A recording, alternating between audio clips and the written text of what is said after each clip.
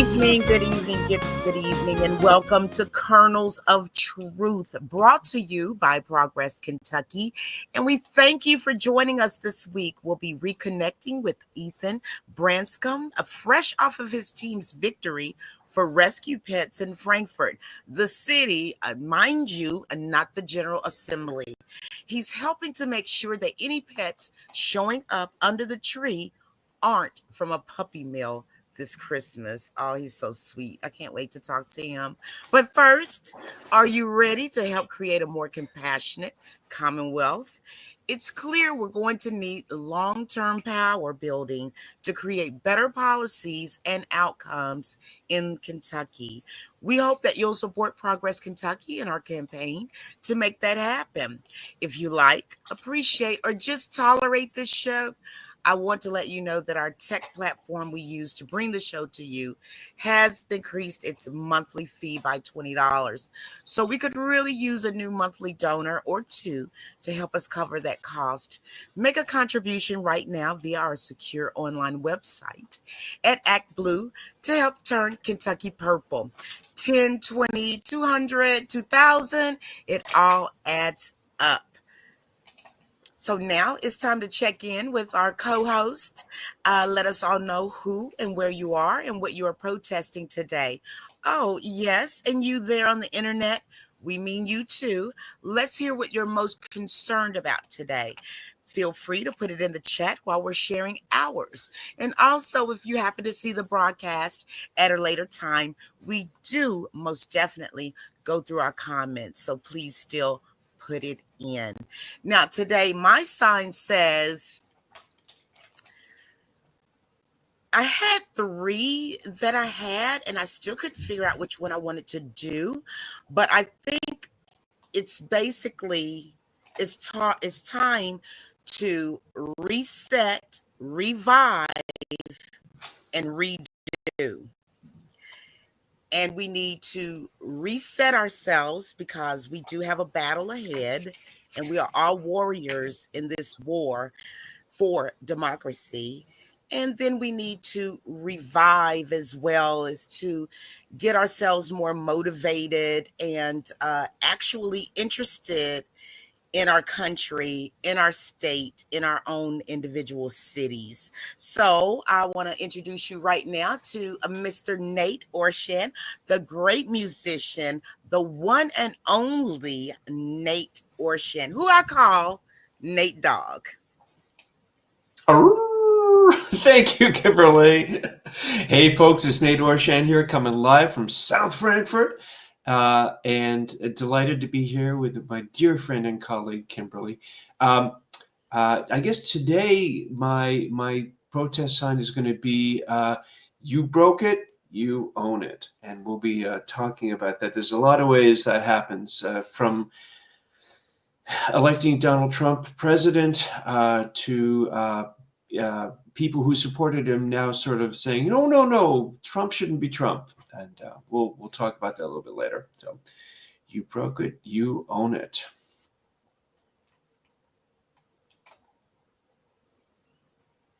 Oh, still with us?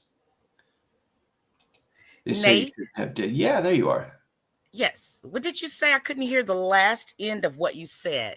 Oh, that my sign is you broke it, you own it.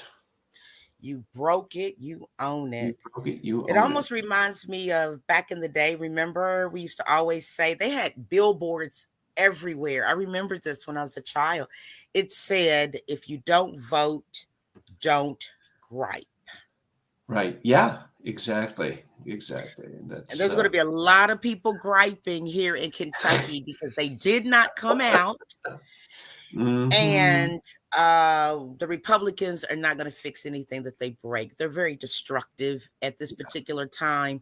And maybe I would not have said this 20 years ago, but let the truth be the light. And moving on to our news of the week. Oh my God. They're weak. Oh, they're so weak. Nate, I know you've got the first story. I do. Well, let's get me queued up here. So there's been a couple of pieces recently about our illustrious senior senator Mitch McConnell, yes, who took another fall recently. That's not what the story is about, but just reminding people that he should have hung it up back in 2020. But no, no, no. But the image that we're looking at right now is from Jennifer Rubin's recent editorial in the Washington Post. The headline reads, "McConnell has the chutzpah to complain about Trump's America First." And what that is about is McConnell has been sort of out there, and I think he wrote an article in Foreign Policy, maybe even. I should double check that. But the point is that he's been very public about warning the Trump administration that it needs to commit to a stronger posture in international affairs and be sort of not retreating from them, as is the want of the America First ideology. And of course, the funny thing is, he apparently told the Financial Times, quote, "We're in a very, very dangerous world right now, reminiscent of before World War II." He added, "Even the slogan is the same, America First. That was what they said in the 30s. Yes, Mitch. Yes, it is. And you, my friend, had the opportunity to impeach this guy twice. You didn't. You had the opportunity to advocate for a different candidate. You didn't. So, you broke America with your tacit and even explicit support of Donald Trump, and now you own the crap that we're about to get into because of that. And I'm really bit boppy. Oh, this is kind of funny. But it's not funny. It's actually literally life and death. And a lot of people are going to be suffering, and a lot of people are going to be dying because Donald Trump will be in the presidency. And that's not Trump disorder syndrome. That's just what is about to be happening with the Trump administration.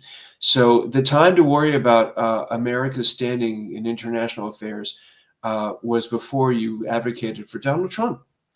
And now it's too late. So, thanks very much for trying to burnish your own image by saying kind of grown up things behind the podium and in writing. But no.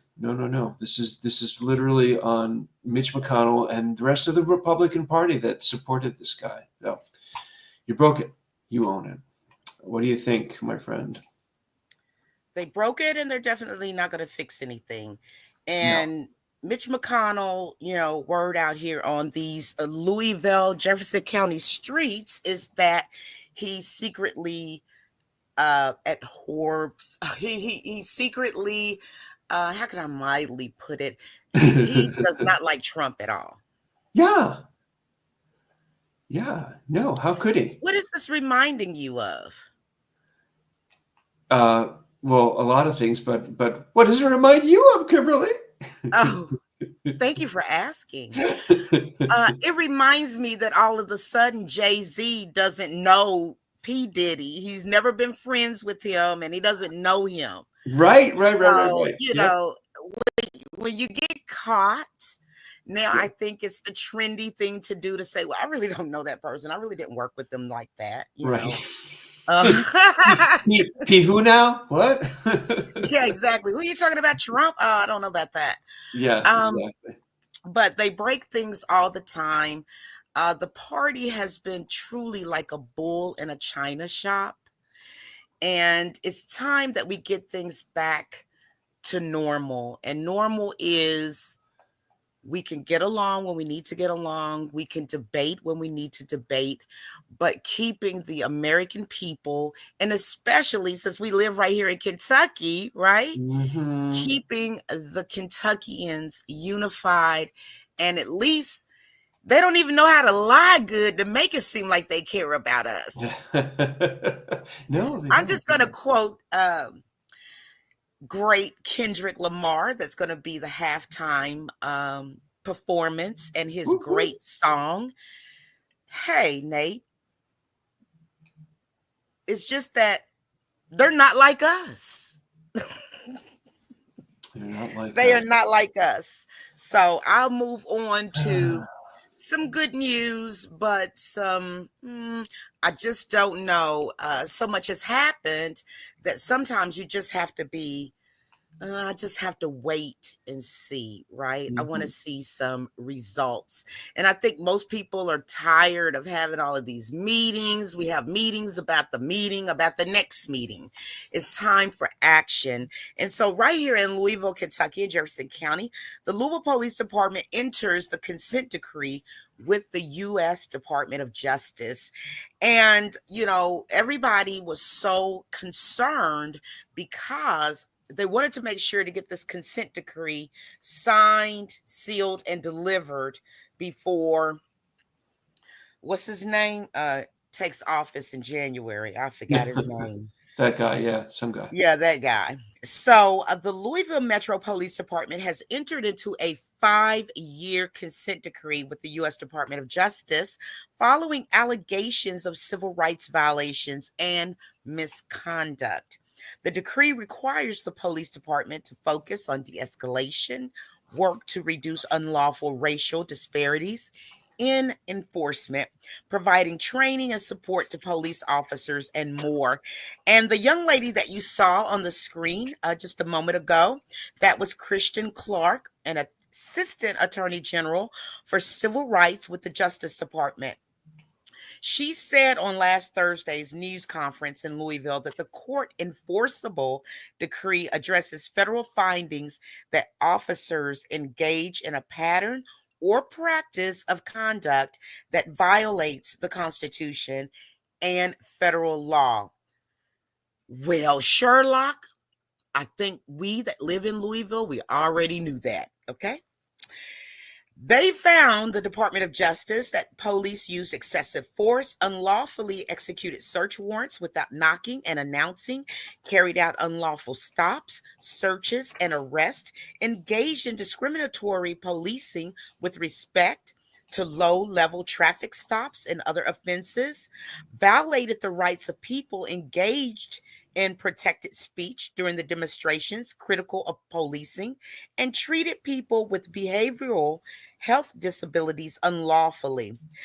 And Clark said that this conduct harmed community members and undermined public trust in law enforcement that is essential for public safety. So it was a 248-page decree, and it requires the Louisville Metro Police Department to collect and analyze data to improve as an agency and to hold officers and Louisville Metro employees accountable. Also, according to the Department of Justice, it also requires the department to report its progress to the public and involve the community throughout the implementation process. So, we do have a new police chief here in Louisville, Kentucky. His name is Paul Humphrey. He is amazing, truthful, and I believe very honest. And not only that, he grew up in the hood, okay? He knows Louisville. He knows a lot of the offenders, okay? He grew up in West Louisville. So we've been needing someone that actually comes from Louisville for a long time. And in 2025, Chief Paul Humphrey will attend community meetings with Louisville residents. And that is what our mayor, Craig Greenberg, said. He says that I believe that having an independent monitor gives us an opportunity to have the excellence of our work confirmed for the community. So, just real quickly here, what does the consent decree require? Why is it such a big deal? Well, under the decree, the department is required to undergo a series of reforms. And I know at one point in time it was about a money issue, but apparently they must have got the money issue together because they're going to move ahead with this. So it includes, like, the Louisville Metro Police Department officers must use appropriate de-escalation techniques and must attempt to resolve incidents without force when possible. Police must use force in a manner that is reasonable, necessary, and proportional to the threat presented. Every use of force will be investigated. When applying for residential search warrants, police must articulate specific, individualized, and accurate facts that establish probable cause for everything to be searched and seized.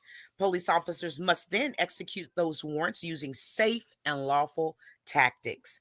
Police officers must conduct stops, frisks, search, and arrest in a manner that protects the people's rights. And now, this one right here may be a challenge.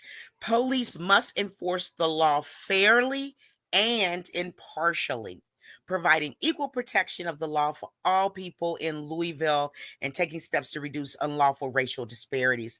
Police must respect the First Amendment rights of everyone, even those that may criticize and protest police conduct. The city and LMPD, which is known as the Louisville Metro Police Department, must send non law enforcement deflection teams to situations involving people in behavioral health situations. And also, police must respond to and investigate sexual assault, domestic violence, and sexual misconduct in a thorough, timely, and trauma informed and bias free manner. The city must operate a non police outreach team that can respond to certain situations involving unhoused individuals where police are not required. And the last really major part of this is the LMPD must investigate allegations of officer misconduct fully, fairly, and efficiently and hold police officers accountable for misconduct. So basically, with this, Louisville here, we've had 6 leaders since 2020. I'm talking about police chiefs. We've had 6. And in 2022, there were 2 LMPD officers who received federal prison sentences for throwing slushies and drinks from unmarked squad cars at residents in the West End. Then they turned around and they arrested that professional golfer. What was his name? Nate Scotty Scheffner. I hope I said his name correctly, but you all know who I'm talking about. During the PGA Championship in a highly publicized incident in June. But those charges were later dismissed. So there's so many other things that I could say about Louisville Metro Police Department, but I feel a lot better because why? Chief Paul Humphrey comes from the community. He comes from the West End of this city. He's very well known, very, very well regarded and respected. And there are no blemishes of any investigations of nefarious activity with Chief Paul Humphrey. And he was so honest that he said, basically, this is how I'm going to paraphrase it, but basically, he was saying, hey, I don't have all the answers. I need you, community. I need you to help me. I'm getting tired of the violence. I'm getting tired of these police officers not treating people correctly. And I'm pretty sure that Chief Paul Humphrey, back in the day, he went through a lot because a lot of Black men and women in this city have been treated unfairly with excessive force, unlawfully for decades. And I'm talking about 40, 50, 60, 70 years of this. So, what are your thoughts on this, Nate, as far as this consent decree? How do you think this is going to work out if, what's his name, in January? Chief Humphrey or Greenberg? Who are we talking about? I'm talking Oh, I about know you. the he guy, the wants guy, to the make, guy's being inaugurated soon. Yeah, yeah, yeah, that please guy. don't Yeah, remind me. Um, Basically, he is vowing, promising, however you want to put it, that police will be given immunity yeah, for anything that happens while they're on duty. yeah.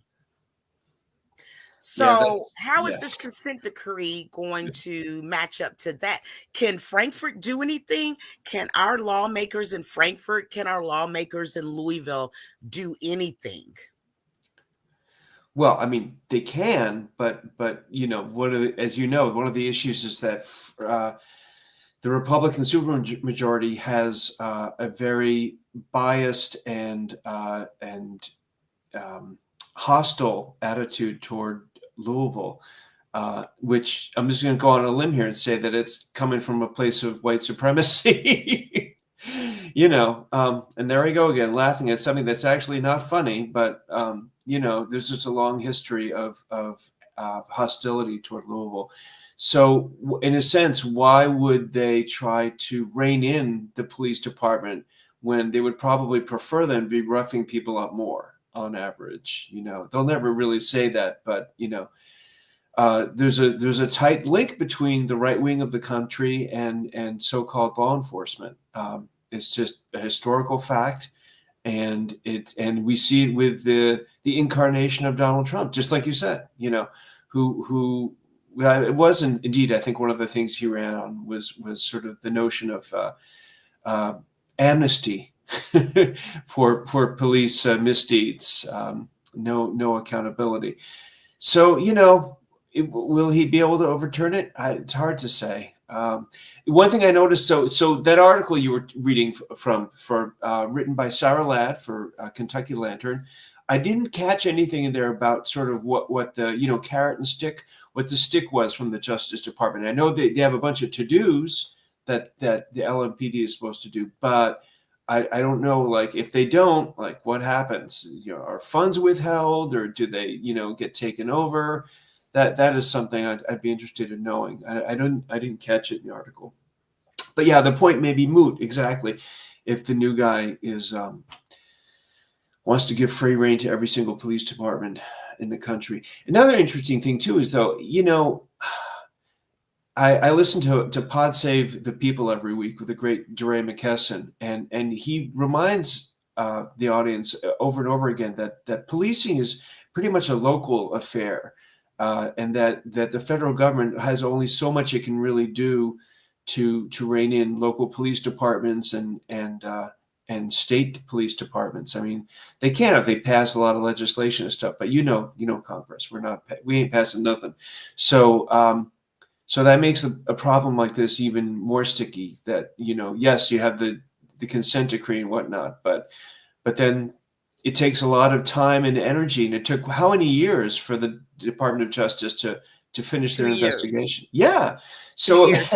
imagine all these other, the police departments across the country. And I'm not saying every single one is crooked, but there's got to be a lot of bad stuff going on that there's no way the Department of Justice even has enough resources to look into. So it's a kind of a hellish problem. One thing I really did like, though, and you pointed this out, they always talk about how it's best to get like first responders and police people from the community itself, and very often that doesn't happen. There's like a long tradition of cops coming from outside the community, and especially when you have like a majority Black community. East St. Louis, the famous example from like 10 years ago, right? Bad things happen. So the fact that the chief, like you said, Chief Humphrey is from Louisville and knows, he's a known quantity, and more important, he knows the city. What a blessing. So I guess I'll leave with that note, that's a real positive. Did you know that his sister was chief temporarily? I cannot remember her name right now, but that's his sister. She was one of the 6 since 2020. Yeah, during the pandemic and everything, she just came in, temporarily to be our police chief. Yeah. What was her name? I cannot remember her name right off the bat. Maybe you can look it up, Nate. I'm not sure. I'll look it up. But yeah. That was his sister. Is she still on the force? Is she going to be reporting to her brother? No. Oh, okay, all right. She used to be. She was brought back just to temporarily be the chief. She took a leave of absence from her job. She works for the United Way, and she was just staying until they got another chief. And I think after her, was it that Erica Shields? Right. Oh, There's so many of them. I can't even keep up. Really, I can't. Yeah. And there's the other side to it too. So like, say Chief Humphrey is just a super guy, and his heart is 100% in the right place, and he knows all the right things. Culture is hard to change, right? So just because the guy on top is saying, do this, do that, it doesn't mean that the cops are going to follow suit, or they may slow walk some of the changes. I guess what I'm saying is, I'm not trying to be pessimistic about it, but that culture in institutions takes time and real effort to change. And just because you have a great person on top doesn't mean that the rest of it's going to, Well, get all the he way. has said basically that that is his main concern, to keep the residents safe. Yeah. And one of those things, top priority, is how can you be safe when you're not even safe from the police? Now, Mm-hmm. there are some excellent cops. Don't get me wrong. I know a lot of cops, okay? Yeah. A Yeah. lot of them.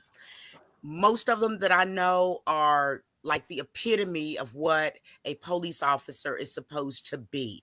Mm, But, all it takes is just a few, as mm, they say, to spoil the whole bunch, right? Just one rotten apple spoils the whole bunch. So they have mhm. this like stigma on them because of a few that act in ways that are not becoming to one that is there to protect and serve, the generalized population. And another thing, really quickly, in August, the Department of Justice released a separate report saying it had reasonable cause to believe Kentucky is violating the Americans with Disabilities Act in Louisville, which is Jefferson County. That finding came after also 2 years of investigation focused Right. on whether Kentucky subjects adults with serious mental illnesses to unnecessarily segregation in psychiatric hospitals in Louisville. They were basically saying that here in Jefferson County, we put people in psychiatric hospitals uh, very quickly, too much, on and so forth, which becomes Right. then an insurance issue. And, it just opens up Pandora's box, so to speak. But Interesting. I'm interested and very excited to talk to Ethan. What about you, Nate? I am too, and the only thing is I don't know if he's on. Looking down at the thumbnail on the screen. Oh, hey! Well, shut my mouth and call me Shorty. So let's. Are we all ready? Ready already? I'm ready. All right. Well, uh, without further ado, let's welcome our special guest, Ethan Branscum, rescue pet Ethan. extraordinaire. Hi. Thank you all Exciting. for having me Hi. on. So you Hi. guys know, if you remember way back, we had our youngest guest on the show a few years back, Ethan Branscum, who was working to make rescue pets the official pet of our Commonwealth. So we are so excited to bring him back now and to check in. I was on that show when he was on there before. You've grown, Ethan. Look at you, just growing up. Mhm. Just growing Definitely. up on me. And so we're just going to check in with him today about how he's putting his passion for animals into effect across the Commonwealth. So, welcome, Ethan. So, first of all, why don't you take a moment to tell us what you've been up to and how you've been working for better animal treatment in Kentucky? Well, this year we've actually got quite a bit done. In January, me and my junior animal advocates, we had a rally here at the Capitol in Kentucky. We actually got a proclamation signed by the governor naming January 14th through 20th, 2024, Kids for Pets Week. I also got to speak at the Kentucky Animal Welfare Summit. I also received the Social Justice Star Award from the National Social Worker Association. We actually have talked to two national level representatives, Senator John Fetterman and Representative Congressman Morgan McGarvey, and they actually said that they wanted to see some support in their districts from their constituents So if you support the idea of the rescue pet being the national pet of the United States, you can actually reach out to your representative. We also got a ordinance passed that actually was named after me, that banned the sale of puppy mill dogs and cats here in Frankfort, Kentucky. And just want to thank Lifehouse for Animals, a local rescue here, for helping so much on that ordinance. We also did supply drives to help the victims of the hurricane that hit North Carolina. Wow. That's a lot. I'm exhausted just listening to him. Like, how old are you, Ethan? I'm 12 now. For half the year, I was 11. He's done more at being 11 and a half years old to 12 than I think I've done my entire life. But Yeah, I was Nate, I going know to you have a say. question for him. Oh my goodness. Yes. Sorry, I'm just wrapping my head around how little I've done compared to you. So that's a little bit of an ego blow when you're, supposedly grown up here. So we had this guy Todd Blevins on from the Humane Society of the United States. He was on the show last month, and he shared with us sort of the challenges of puppy mills, both here in the Bluegrass and also around the region. So we're getting better acquainted with sort of how evil those are. But the question is really, what inspired you to take on the fight against them? Well, actually, it was very personal for me because when I was a baby, we actually had a very loving and nice dog. Her name was Molly. She was a puppy mill breeding dog. She was in horrible condition when my parents first got her. I wasn't born yet, but she had 6-week-old staples in her stomach from a C-section, which was why they were selling her. And she was 35 pounds when the average for the British Bull Terrier, which is the breed she was, is 45 to 50 at a minimum. Oh boy. And she had one of the worst cases of heartworms the veterinarian had ever seen. But we were able to rescue her, and she lived a long and happy life. But the problem is there's not always people there to rescue these dogs. Is that typical for in the research that you've done? Is that sort of a typical story for the kind of animals that come out of the puppy mills, that they're just in really bad shape? Yeah. Oftentimes the puppies are in very bad shape, and the breeding dogs are usually kept in cages so small that they can barely turn around in them. Molly, for one, actually would hide her puppies. She would try to hide them, from what the breeder said. Oh boy, yeah, like a protective mom, basically. Yeah. And the puppies are usually taken way too young. They should, as young as they're being taken, they should probably be with their moms for a couple of months at an average. Wow. So I have a question for you. Where exactly do you see? First, I want to say to our host, Aaron Viles, who's out of town tonight. He did comment here that he loves the Kids for Pets Week. He said he loves that. And then Michelle Branscum, I believe that's your mom, right?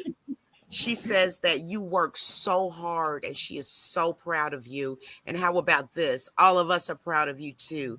And where do you see these initiatives that you have? Where do you see them going in the next 2 to 5 years? Well, one of my big hopes is that we will get this rescue pet bill finally passed and make rescue pets the state pet of Kentucky. I'm currently 12, and we've been working on it for 5 years, so almost half my life. Another thing we would like is to have a national bill to make rescue pets the state pet of the United States. Or not state pet, sorry. National pet, the rescue pet. What are there more types of rescue pets than just cats and dogs? I mean, are there other animals that people sort of breed in the same way? Any animal that comes out of shelter, anything from a horse to a pet bird, is a rescue pet. If it came Okay. from a animal rescue or a shelter. Gotcha. Okay. So that's a pretty wide net there. No pun intended. I hear that you might have some late breaking news for our audience today. Anything that you're willing to say? Well, we have spoken to Representative-elect Erica Hancock, and she has said that she was going to try and help get the rescue pet bill passed next session. Awesome. So you have a champion in the House.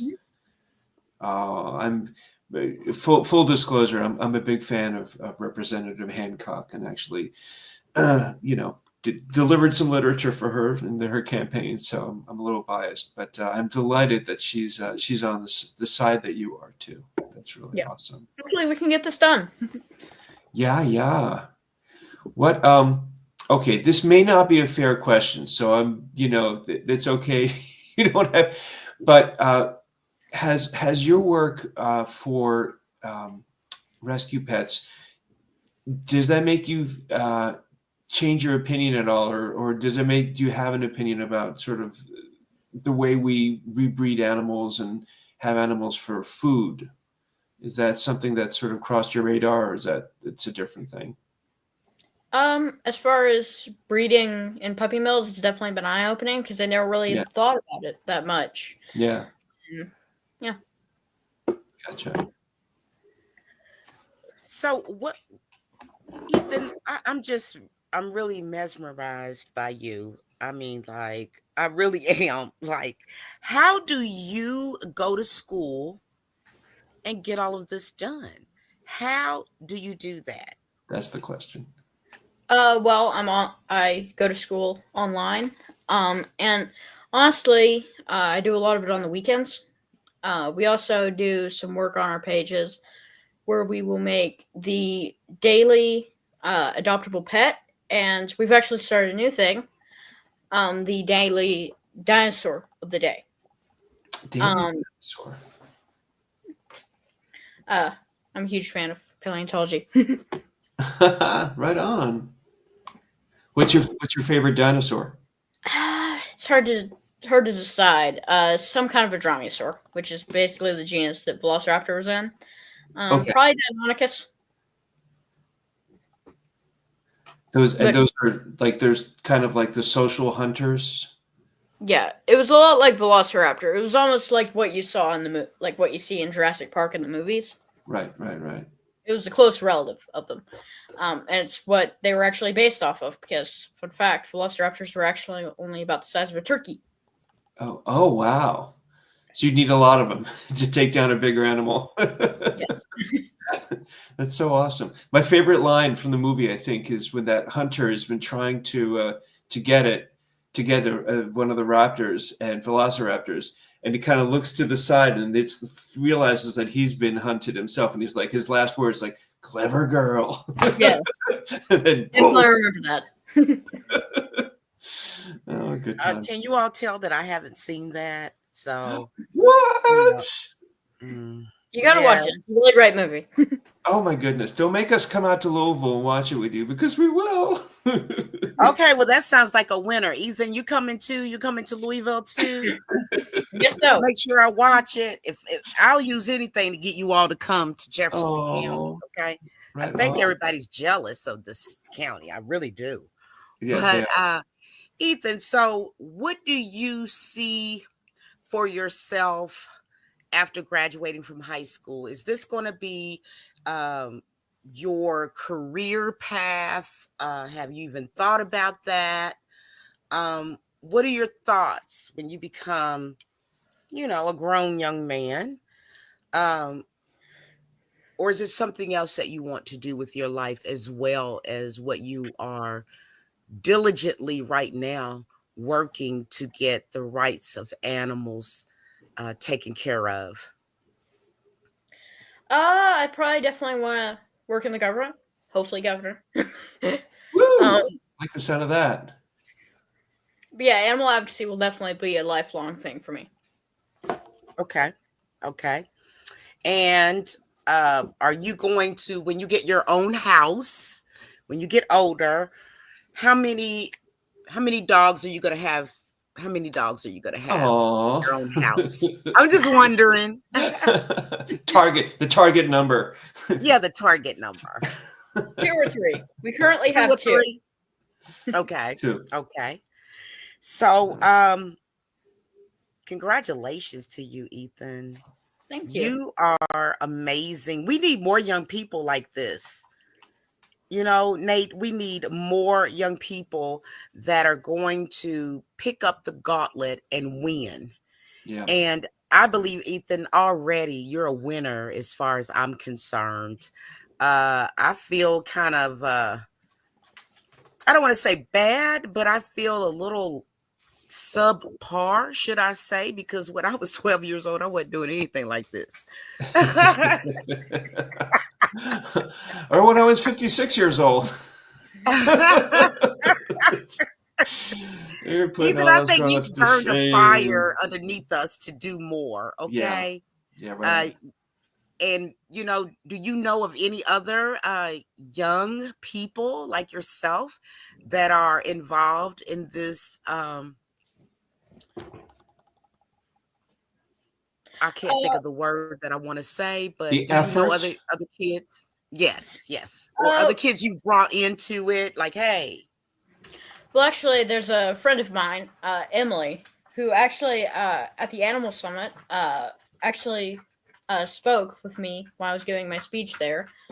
Nice. He's definitely a very good advocate, and yeah. Did he said he was doing speeches, Nate? Who? I'm done. It's over tonight. He did a speech at a summit. Oh my God. I wish Oh, so yeah, many other children. Ethan did. Right? Both me and Emily did, yes. Oh, yeah. That's what you're talking about? Yeah. Okay. And Sue McCarthy Steinbrecher said, "Thanks for all you have done for shelter pets." Yay. We feel exactly like she does. And Erica Hancock said, "Can't wait to work with you, Ethan. I mean, you've got the support. Have you talked to the governor as well about this?" Yes, I've actually met with him 3 times this year. Whoa. That's 3 times more than I met with him. And I wrote a song about him. You sure did.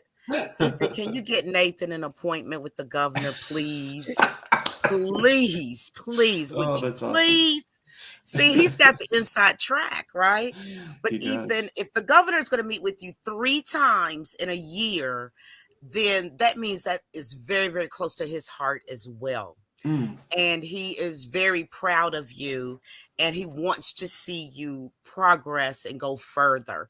And for him to meet with you 3 times in a year, he must really, really believe in you. I know that I do, and Nate does as well. And even though Aaron Viles is not with us today, we know that he believes in you as well. So we want to make sure that we have you on here again. We want to make sure that we're keeping up with you, Ethan. I don't want it to be you're 16 years old and you're the youngest in Congress or something, and then we didn't know anything about it. So yeah, sometime before then. An interview with the governor available on our YouTube channel. Because for a long time I actually did a little news report, which is a quick 10-15 minute long animal welfare news report. Aaron, I think we found our next co-host here. Yeah, if you're listening to us, hey. Ethan, do we have a free job for you? Well, I just want to say that we really, really appreciate you, Ethan, and just keep up the work. We know that opposition will come, and I was always taught when I was young, your age, the higher the level, the bigger the devils. But you've got a great mom behind you, backing you. You've got myself, Nate, and Aaron. You've got the governor. My God, you've got the governor backing you. So you can't do anything but win. So hang in there and tell us what we can do to help you. Well, one thing that would definitely help would be to this next session would be if you're in Kentucky, you can call or write a letter or just contact your representative and support of. I'll probably update on my page I'll definitely update on my page what the Senate bill or House bill number is. Can you give us really quickly? Can you give us your page and also your YouTube page as well, so that we can, I want to go look at it. I don't know about anybody else, but I'm going to be looking. Yeah, they're both under Ethan's Rescue Pet Project. We're actually on multiple platforms. We're currently on X, formerly known as Twitter, Blue Sky, Facebook, Threads, and TikTok. Ethan's Rescue Platform, is that right? Ethan's Rescue Pet Project. Pet Project, thank you. That's what I asked. Ethan, can I ask you a question? And this is not about pets, but because you're young and, you're probably really tech savvy. What is Blue Sky? I've been hearing people talking about Blue Sky. It's a new social media platform that just came up. What is it like? Is it like Facebook? Is it like X? Is it like Instagram? What is it like? It's a lot like X. Yeah, it's based off of it, I believe.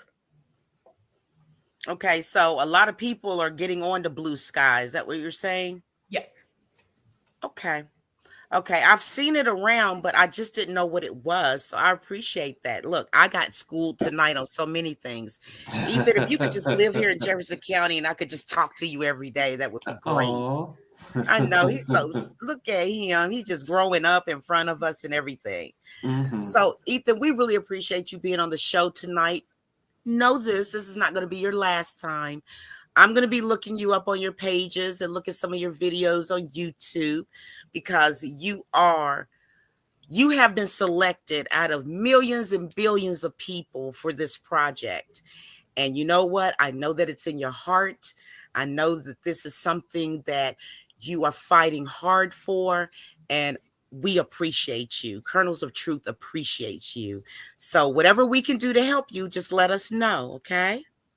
Yeah, I just really want to thank everybody for their support and helping to work on this and try to get this bill passed and help some animals. Sounds good.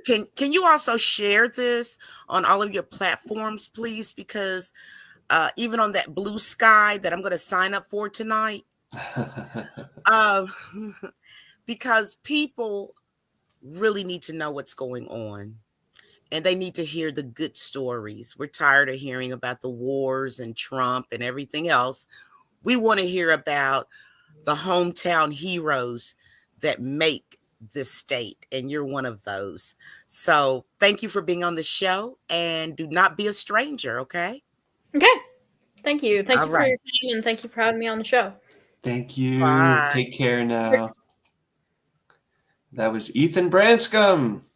Oh my God, he is amazing. Right? Like, gosh.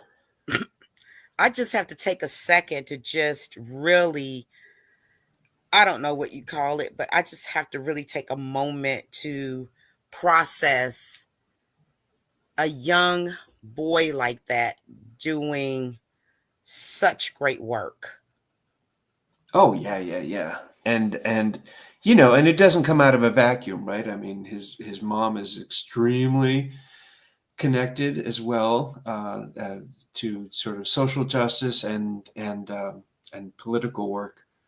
So it's there's a lot of that. The apple did not fall far from the tree, I think.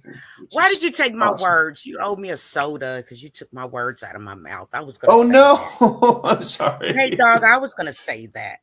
But no, guess what? We have to coordinate a little better. Okay. All right. I guess so. So our call to action tonight is, We are up to 34 actions so far on our effort to expand excused early voting to include caregivers to the ill and infirm voters who are currently allowed to use the 6 days of excused early voting in Kentucky. As many of our friends listening likely know, there are also 3 days of no excuse early voting, the Thursday, Friday, and Saturday before the Tuesday election. What a lot of folks experienced with the no excuse early voting was the very long lines, which really works against the ill or infirmed and their caregivers. Utilizing the 6 days before the no excuse days will allow for shorter lines and an increased flexibility, exactly what these folks need to utilize their right to select our representatives and weigh in on ballot measures. Great news on this effort. Our friend Adam Moore has taken up the issue. He's a common sense, solutions oriented new lawmaker, but he is in the Democratic Party. So I think we'll want to see if we can continue, to build support for this effort and find him a Republican rep or two to work with. Please click through and take action right now. Help us push past 50 letters to Kentucky lawmakers. So if you all could get that done, we would really, really appreciate it. You will appreciate it as well. And just want to say thank you to Ethan today with all of the great things that he's doing. He's phenomenal. He is amazing. And I'm going to say that I can't Amazing. say that enough about him. But do you No. want to close us out, Nate? Preach, preach. Yes, I do, and thank you. And what a joy it's been sharing the show with you tonight. I just want to say it's a rare and humbling pleasure. Humbling pleasure. Can a pleasure be humbling? It is tonight. So Thank thank you. you. Thank you. But I'm not as good as Aaron. Please, let's put that out there. I'm not as good as Aaron. Okay. No, no, no, no, no. That's debatable. Don't get me in trouble. We No, I'm know the one who's Aaron going to is get the in trouble. man with the plan. He Yes, we missed is. him tonight. We do. We do. Safe travels, Aaron, wherever you are. So, with that, it is my distinct honor to tell you that Progress Kentucky is a nonprofit organization registered with the Kentucky Secretary of State and organized as a 501c4. We are affiliated with the Indivisible Project and the Commonwealth Alliance for Voter Engagement, that's CAVE, and are also proud members of the Forward Kentucky Network. Progress Kentucky's goal is to educate, organize, increase voter turnout, and advance a progressive agenda through civic engagement. And I cannot talk tonight. We're taking a 3-week holiday hiatus, boo, but we'll be back on January 8th, yay, to hear about refugees in Kentucky and the folks working with them for a legal, safe, and smooth resettlement. Just as a new anti-immigrant federal administration gets set to take power in Washington. We're looking forward to hearing the truth about the situation on the ground. Production of this episode 191, can you believe it, was by yours truly, Nate, who also likes to speak about himself in the third person and tell you that he wrote and performed our theme song, is having a hard time reading tonight. You can find more information about my music at natosongs.com. And I do have a new song that I just released. It will make you cry. It was inspired by a friend whose mom has Alzheimer's disease. And she actually contacted me. Get this. So this is a special. If you've listened this far, you get this special little scoop. This woman contacted me out of the blue. She's a sister-in-law of a friend, and said, "Hey, how much would you take to write a song for my mom who has Alzheimer's disease?" And I wrote back and said, number one, the song has to exist. Number two, I'm not taking a penny, because come on. And I did it. And I think it turned out very well. The song's called Before It's Too Late. So you can get it at natosongs.com. And by get it, I just mean listen to it. I'm not selling it. And if you like it, please share it. So, okay, away from the self-aggrandizement here. If you miss our weekly live stream, Progress Kentucky, on Facebook or YouTube, audio podcasts and the show notes will be available on Apple, Google, Spotify, and wherever you get your podcasts. If you do listen to the pod, please leave us a 5-star review. It matters so much. where you're listening right now. And finally, logo and some graphic content was provided by Couchfire Media. Thank you, Ken. Until the next time, take care of yourselves. Happy solstice, happy Hanukkah, Merry Christmas, happy Kwanzaa, Io Saturnalia, and we'll see you next year. Bye, Nate Dog. Bye, Kimberly.